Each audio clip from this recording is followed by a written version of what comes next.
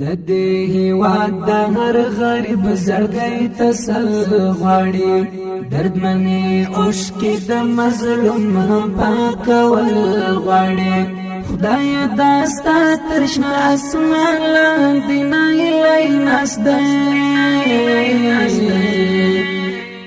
د سوالګرو راټولولو کمیټې له لوري د روان 1401 لمریز کال د قوس میاشتې تر 28مې نیټې د کابل ښار له بېلابېلو سیمو 19828 سوالګر راټول شوي دي. د راټولو شویو سوالګرو له جملې 11215 ښځینه دي چې تر ارزونې وروسته یې 4930 مستحقې او 6555 بیا حرفوي سوالګرې پیژندل شوي دي.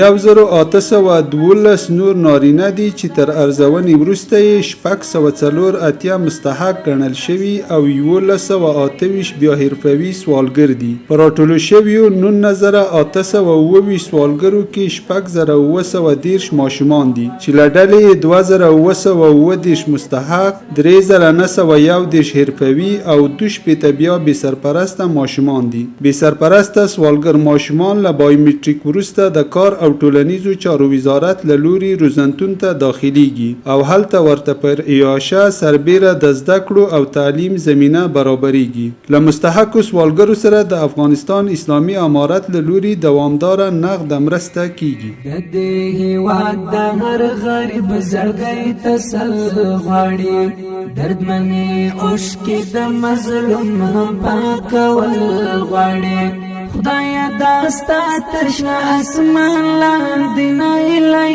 ناست دی خدای دا ستا تر شنه اسمان لاندې نایلې ناست دی